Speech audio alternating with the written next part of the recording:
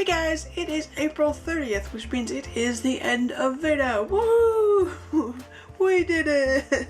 Thank you so much to everyone who has been watching and liking and commenting over the last 30 days. I really appreciate the support, and the support is what helped me to continue to push through to the end of the month.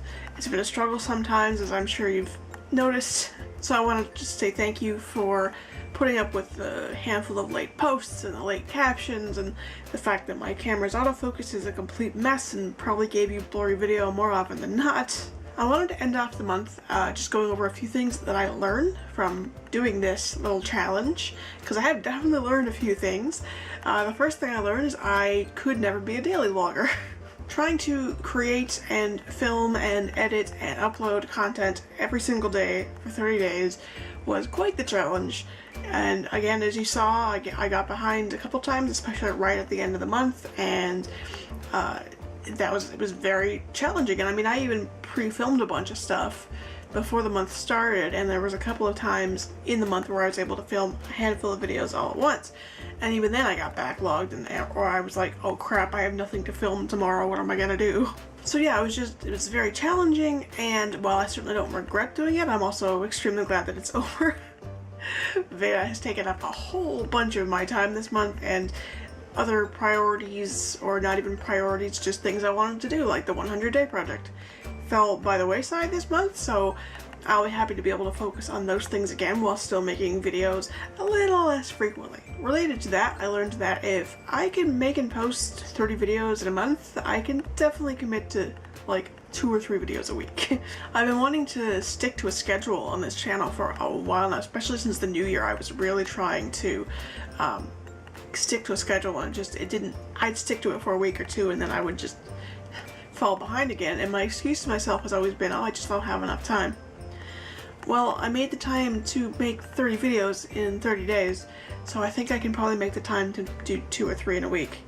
So I'm gonna recommit myself to that plan. I am gonna take a break though. I'll probably take maybe not a whole week off, but I'm gonna take a little bit of a break starting in May, just for at least a couple of days. The third thing I've learned is that I need to get over my worries about filming during the day. I usually film my videos late at night. I'm actually doing that right now, mostly because I live in a basement apartment. My landlords have 2 kids, and they're only 2 and 4 years old, so when they're home, there's a lot of noise. When the kids are running around yelling and screaming, the sound carries a lot, and so that's background noise I don't want in my videos. And then on top of that, I have this weird anxiety about my landlords hearing me film. They don't know that I make YouTube videos, and I think only one person in my entire real life knows I make YouTube videos. So I have this weird anxiety about being found out. And, you know, sometimes they come downstairs to use their half of the basement, which is where their laundry and their, you know, whatever else, their cold room or whatever is down there. Which is literally right next to my apartment, so I can usually hear when they're down here. So I have this anxiety about being overheard talking to myself / talking to the camera. So I try to avoid all that by filming late at night, because late at night, once I wait till like a certain hour, I know the kids are probably not going to get back up. They're probably down for the night, and the chances of the adults coming downstairs are much slimmer because they're getting ready to go to bed for the night. So I film late at night, but there's some downsides to that. For the main one being that my window for filming is relatively narrow, because if I don't get all the filming I need to get done on night 1, I have to wait 24 hours before I can film again. I can't just say, okay, I'm tired, I'm going to bed, I'll finish this tomorrow. I can do that when my landlords aren't here, like a lot of my decluttering videos from when I started the series, the 2-parters, those were all filmed while they were away from March break, so I could do it during the day. But most of the time it's at night, and if I'm too tired, which happens sometimes, or I just don't have the mental energy to do it, I gotta wait for another 24 hours to film, and that gets very frustrating. So I need to just get over it and just film during the day. You know, like during the week, I'm unemployed right now. During the week, the older child is in school. The one parent's at work, so there's only 2 people upstairs. I should be able to get away with filming during the day, during the week. So, gotta get over that, because finding the time to film only at night every day made me realize how crazy that is. And the 4th thing I learned is, holy crap, I need a new camera. I mean, I already knew I needed a new camera, but filming and editing footage from this camera every day, or just about every day for 30 days, really showed me how bad this camera is at this point. I mean, you know, you've seen the autofocus, it's a mess. The auto exposure, there were times it went in and out for no particular reason. And when I was setting up the camera to shoot this right now, I discovered that there's like some broken pixels, not necessarily dead pixels, just messed up pixels in the bottom corner of the screen now.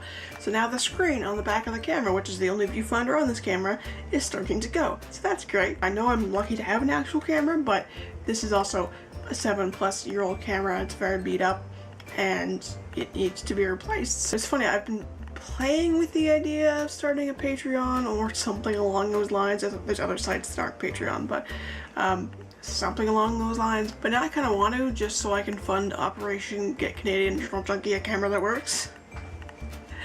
So if you like that idea, let me know in the comments. But yeah, that's everything for this video, and that's everything for VEDA 2018. It's over. I can't believe it. So again, I thank you so much for supporting me through this and watching and commenting. I know I'm really behind. Right now I have 41 notifications on YouTube, so I'm really behind on replying to comments, so I apologize if I haven't replied to you lately. I'm trying to finish these last few videos and get them up, but thank you so much for commenting. I will read them all. I will comment on all of them, or no, maybe not all of them, but I'll heart them so you know I read them. And just thank you so much. I really appreciate the support. It's been a challenge. It's been fun. It's been a thing. VEDA has been a thing.